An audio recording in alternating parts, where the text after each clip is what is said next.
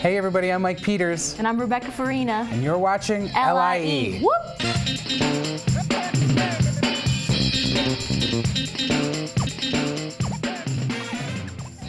Coming up, we'll take another visit into the Air Power Museum. We'll have a look back at World Art Day. Plus, you'll get the scoop on what's going on with the Playwrights Project contest. All that and more on LIE.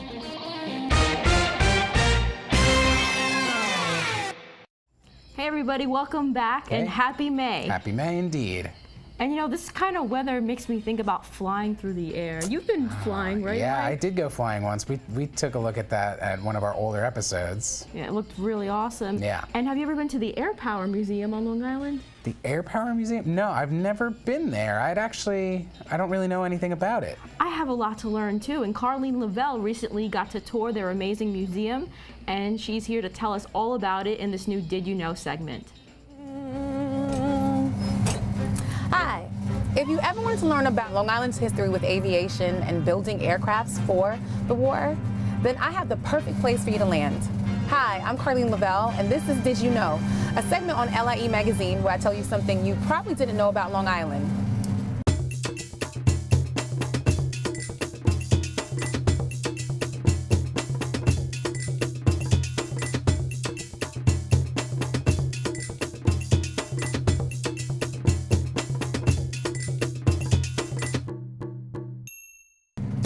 On this episode, we check out the American Air Power Museum to learn about all their exhibits, women in the military, and to check out some of their cool aircrafts that still fly today. So come on. We speak to one of their volunteers, Ron McCaffrey. Hi, Ron. Hi. Thanks for having me. Thanks for coming. Welcome to the American Air Power Museum. Thank you. I know that you have a very special relationship with this location, not this particular location, but across the way. And what is that?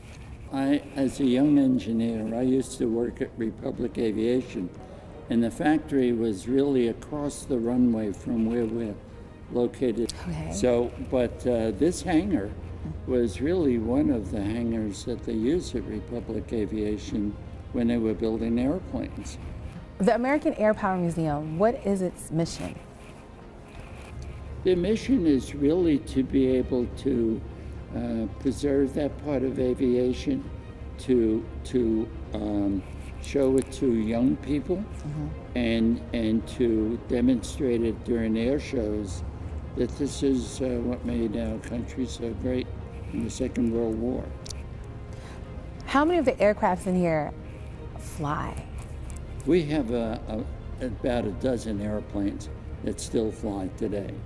And we're right now sitting in front of really three of them nearby, the C-47 behind us, the large twin-engine airplane, and a T-28 behind you, which actually fought in Laos during that conflict. And we have a P-40 off the other way, which flies every year in Jones Beach Air Show. So you've been at the Smithsonian, you're here at the American Air Power Museum. You've seen tons of planes. Oh yes, quite a large number. Yes, I mean, you've even built planes. Right. So if we had to narrow it down to one plane that is your favorite, what would it be? It would be a Republic airplane, and it would be an F-105 Thunder Chief. This was an airplane among that I spent a lot of time working on when I was at Republic Aviation. Ron, Yes. you have tons of planes in here. Right. not quite that many, but Well, compared to my house, this is a lot. So, what is the oldest plane that you have here? I believe the oldest plane we have in the museum is our B-25, which was made in the 1938-1940 time frame. Okay. So our B-25 is one of the first 4 B-25s they made. Okay. So these planes, the planes that are here, obviously have gone through generations. They've been through wars, they've passed through different sovereignties. But how do you keep them up to date? How are they repaired? I mean, obviously they fly, but some of them haven't come already flying. How do you repair them? Well, all the planes have to be maintained to satisfy the FAA. Okay. And so every year they have to go through a licensing procedure. And with any airplane, you have to do that. And it means that the airplanes now have to go to a facility where they have the necessary mechanics to do that. We actually, in the past year, have gotten the ability to do that type of inspection internally within our hangar. Some of the airplanes we have the ability to maintain in this hangar. Really? And the C-47 is one of them. We have a B-25 is another. And some of the other planes that may have some require special maintenance equipment, we may have to fly them to another restoration facility in southern Jersey. Okay. So if there's a plane that has to go to South Jersey, how do you get it? I mean, how do you get these planes to move around? Or So a pilot will fly that airplane to this facility in South Jersey, and the museum owns another airplane. You might call it a civilian type airplane. They will get down and pick up that pilot and bring him back. Ah, okay. On Did You Know, we've definitely covered some amazing museums. We've learned about flight. This museum in particular, it's kind of modeled after like military barracks. Well, parts of it is. It has to give the visitors a feel for what the life was like when these planes were operating during the war. So we have briefing rooms, and we have rooms where we show the type of clothing that people wore. So can we go look at them now? Sure, we could do that right now. Let's go. Great. Take flight with me while I'm at the American Air Power Museum on the next episode of Did You Know? So, we just wrapped up Poetry Reading Month. Yeah. And PATV was lucky enough to actually go get to see some of the island's best poets in action. Oh, that's awesome. I love poetry. It was the Great Neck Plaza's annual poetry contest winners reading. Let's take a look.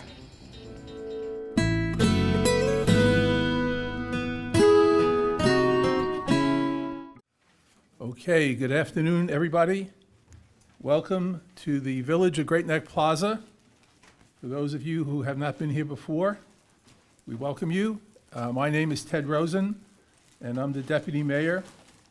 And I'm very happy to welcome you here on behalf of our Mayor, Gene Selander, and the other members of the Board of Trustees of the Village. We are happy to present this program, and we are very happy that you are here today. And now it's my great pleasure to introduce our first place winner, J.R. or Judy Turek, for her poem 5 Broken Rings. Bard's Laureate 2013-15, Judy has been moderator of the Farmingdale Creative Writing Group for 21 years. She is the recipient of 2 Pushcart nominations and Nassau County, Suffolk County, and New York State Senate proclamations for her dedication to poetry, and was named a 2017 New York State Woman of Distinction.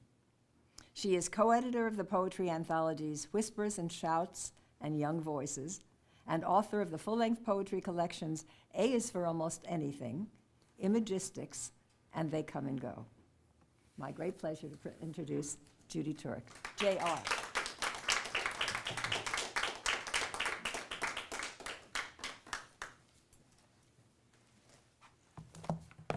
Wow. Thank you all for coming. Thank you, Carolyn. Thank you, Mayor. Thank you, Deputy Mayor. I'm honored, and especially thank you, Professor. I'm twice as honored because the announcement of this came on what would have been my father's 83rd birthday. So, and my father is the R in J.R. Turek. So. 5 Broken Rings. Christmas is jingling just around the corner. no dollars in my budget for gifts when I'm bequeathed a ring. One that shimmers in golden Yule light, fiery alexandrite stone sparkles in purple and blue, green and red. This ring sings hymns to me to believe in wondrous mysteries. The ring doesn't fit. Fear of it slipping off my finger defines me. Can't wear it.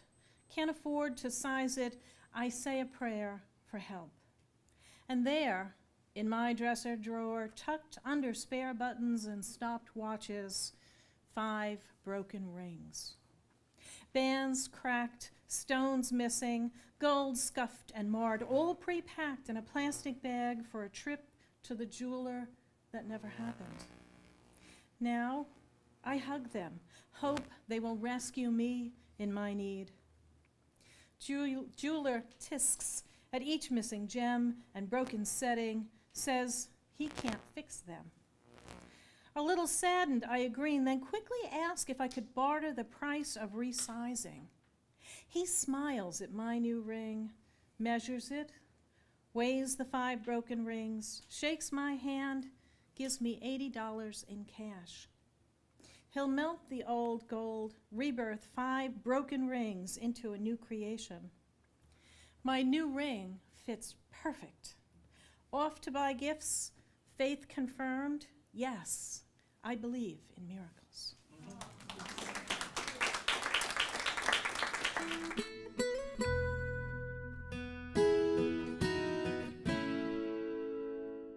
All that really awesome poetry is getting me in an artistic mood. I know, right?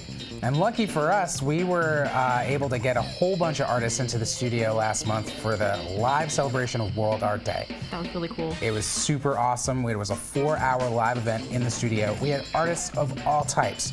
We had, for instance, Beth Jacoby of Dance Visions in. We had Lisa Fazio, the painter. We also had a sculpting demonstration by Suzanne Posner. And our friend Patty Katz, who's a great singer. Plus, more poetry. We had Shirley Romaine in here interviewing the 3 poets with special guest Carolyn Raphael. All of these in-studio appearances will be playing all throughout May, so be sure to check our schedule online at patv.org to check out these great artists. Yeah, check it out. It was a great broadcast filled with great people, great artists. Hi, I'm Erica Bradley, and you're watching LIE. Senator Elaine Phillips recently hosted this great event for networking, for women to network and find job opportunities, resume writing help, all kinds of help relating to career. And I was actually there with Carleen Lavelle. It was a great event at Belmont Park. Let's check out this clip.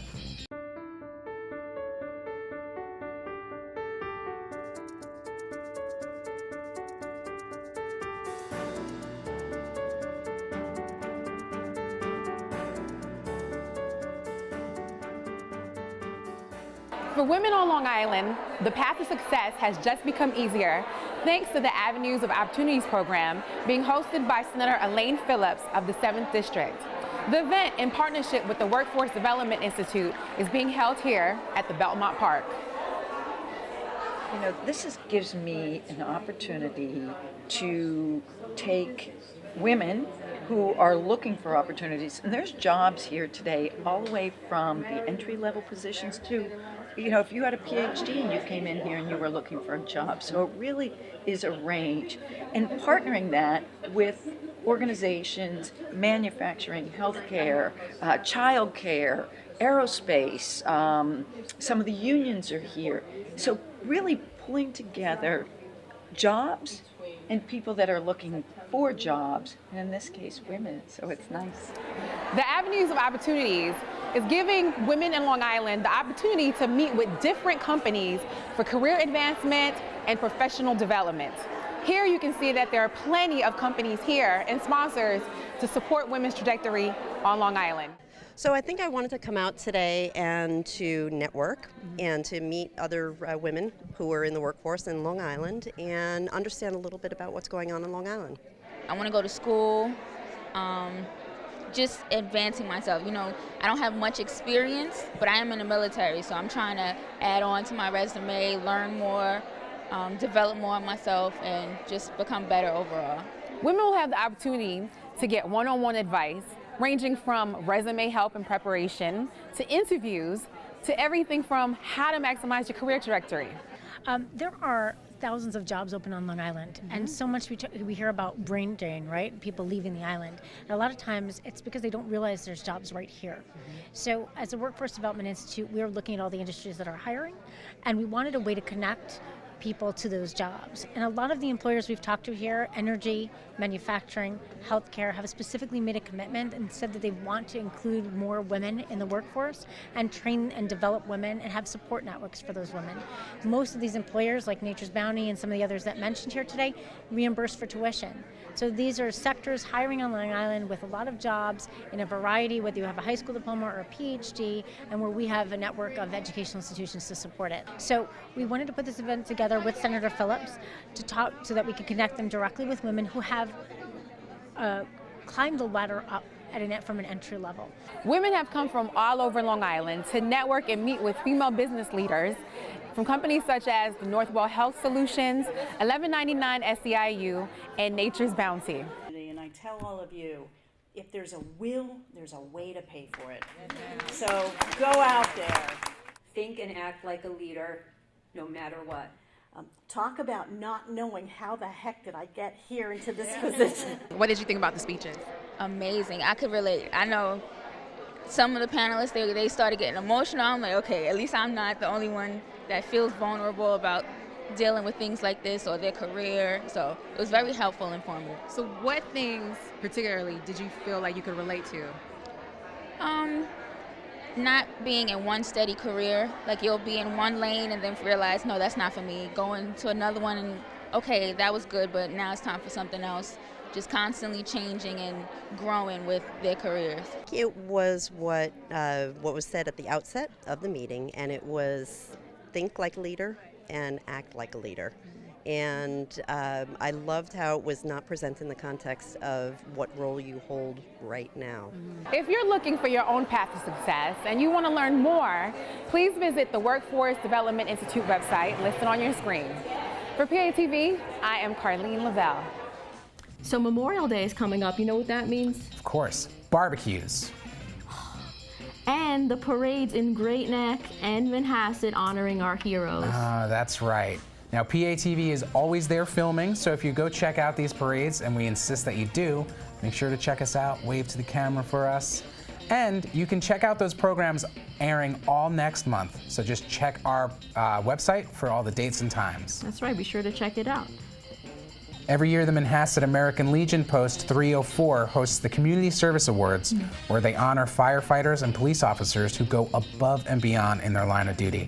It's really awesome. Check out this clip and be sure to check it out, airing all month long on PATV.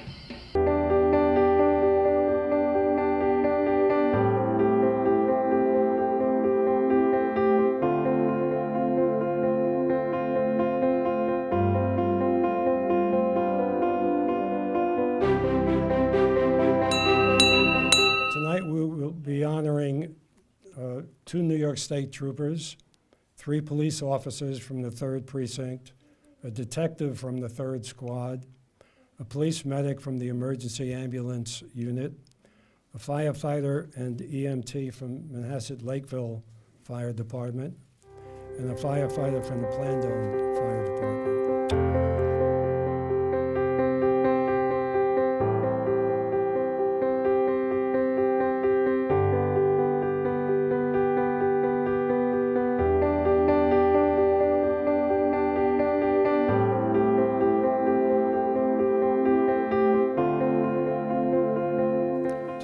Seen an outstanding group of dedicated people. We thank you for your interest and support. And again, we thank our honorees for the service to our community. Do you like to write plays? Do you want to win $1,000? And do you want to win a production valuing up to $15,000 of your play? Well, then why don't you submit your one-act play to the Norman Hall Playwrights Project? It's a competition we hold at PATV. Submit your one-act play to us. We select a few contenders, and the winner gets $1,000 plus a full production. And that's valued at over $15,000. That's awesome. And Yeah. let's hear a little bit more about it. Norman Hall, who is a famous TV director and stage director, known for his work on the NBC show The Doctors. He's done other stuff, including directing the ABC soap opera One Life to Live, which earned him a 1983 Emmy Award for Outstanding Directing. In 1994, Norman joined the PATV board, and in 1996, he established the Playwrights Project to find talented writers and their plays whose work could be televised and produced by PATV. Since its inception, the Playwrights Project has produced 28 one-act plays and even a behind-the-scenes documentary. As you can see by the performances pictured on this hall, Norman's Hall, famous faces have come and graced us in these performances, like Erica Slazak from ABC's One Life to Live.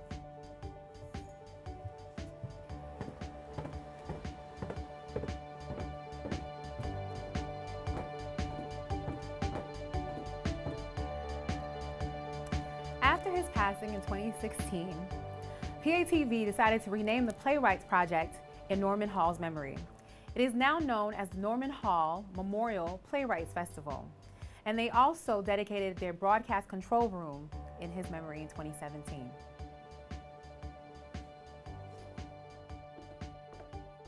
Submissions are now open until May 15th. To find more information, please go to the website on your screen. And remember that you just have to be a Long Island resident to enter. Now, after every production, Norman Hall would say one very simple phrase. That was easy. Good luck, and I hope to see you here.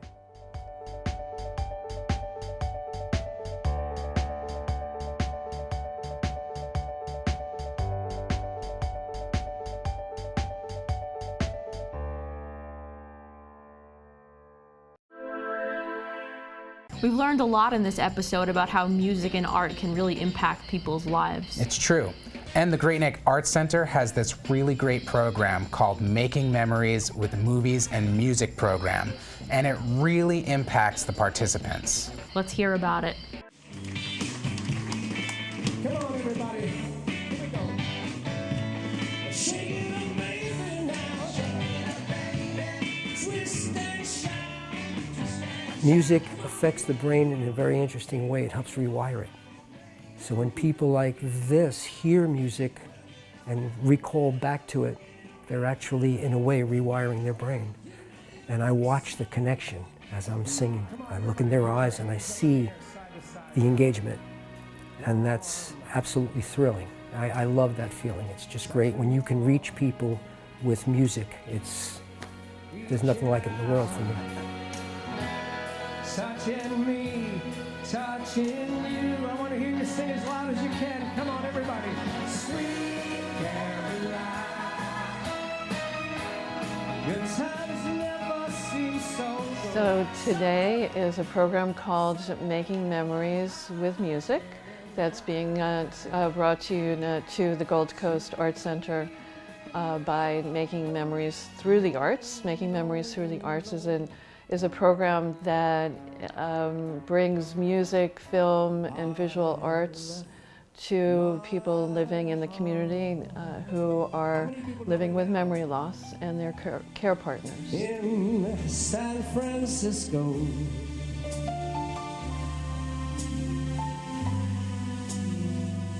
Basically, what I try and do is connect with them. I try and connect with the part of the brain that remembers music. And there are studies out there that say that music affects the brain in a very interesting way. It helps rewire it. So when people like this hear music and recall back to it, they're actually, in a way, rewiring their brain. And I watch the connection as I'm singing.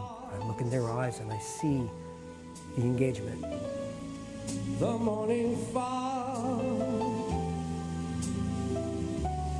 We have seen great success at this location. We've grown from a handful of participants in the audience to 40 or 50 participants. And now the end is near, and so I face. I once met a wife who brought her husband to many of the programs, and she once said to me, she thanked me once for giving her the opportunity to have something to talk about when someone asked her how her day was, and she was able to share an experience that was both heartwarming, and she learned something, and she enjoyed doing something with her husband that she had not had the opportunity to do for many, many years. Yes, there were times I'm sure you knew when I bit off more than I could chew. Honestly, sometimes being a musician or an entertainer can be a trite sort of thing. You know, I mean, in terms of social importance, entertainers or musicians or guys who play in clubs, yeah, it's entertaining, but, you know, but I get so much satisfaction out of reaching people like that. It's to me, I feel like, yes, I'm doing something really terrific, really worthwhile, you know? It's a great feeling, you know?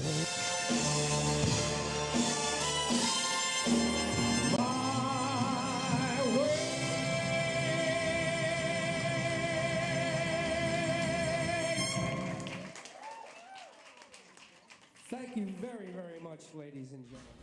That was a jam-packed show as Just usual. a super awesome show for May. Yeah, we had Did You Know? We learned all about the Air Power Museum. Yeah, plus we had arts all across the board with like painting and poetry and music and dance. It was awesome. So much good stuff. And of course, if you're a writer, make sure to submit your play to the Playwrights Festival. Yeah, that's going to be your chance to win $1,000 plus a full production that's valued at $15,000. It's a great experience. You should definitely submit. Yeah. And I don't know of any other way to wrap up this episode than to have a vibe for the month of May. Let's hear from Grace. Oh, Mike and Rebecca, I caught it. Thanks for the incoming message via paper plane. I love it. And as you know, Mike and Rebecca, everybody's looking forward to the month of May, Merry, Merry month of. It's the month of love and events, and people get married, feel the love, and everybody here at Patv knows someone walking down the aisle and taking that plunge. So we're all happy and excited, awaiting the month of May for all these good things that are coming into people's lives that we can celebrate. And I'm sure everybody out there is too. So let's continue with those good vibes. And you know, the maypole, the May 1st, and the dance around the maypole, and the little ones with their ribbons, and all the colors of the rainbow, and things that are bright, and flowers bursting, and all these good things that let you know that it's about to begin. We're going to spring forward. We're going to use May as the platform to focus on our goals so that we can accomplish them. With all the planets in the month of May in the sign of Earth sign of Capricorn, which totally loves the month of May in the sign of Taurus, there's going to be a lot of assistance that comes into your life with making more money, with having your goals accomplished. These are all good vibes that are going to be entering into our lives in the month of May. So smile, relax, enjoy them. And your friends and your special occasions, it is a special occasion month. And for everyone getting married, congratulations.